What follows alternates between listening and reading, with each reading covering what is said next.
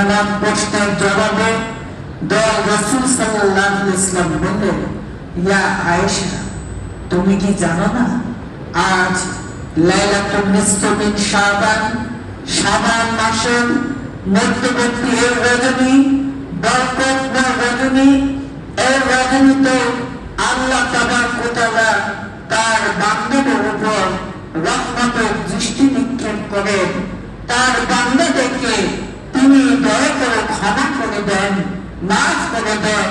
এই রজনী অত্যন্ত গুরুত্ব এবং ফজিলতের। সম্মানিত আশিক রাসূল ভাইগণ, রাসূল সাল্লাল্লাহু আলাইহি ওয়াসাল্লামের এই ঘটনা প্রমাণ করে এই লাইলাতুল মুবারাকাতুল তথা লাইলাতুল বারাত মুসলিম উম্মার জন্য অত্যন্ত গুরুত্ব এবং তাৎপর্য কি প্রমাণ করে না করে না?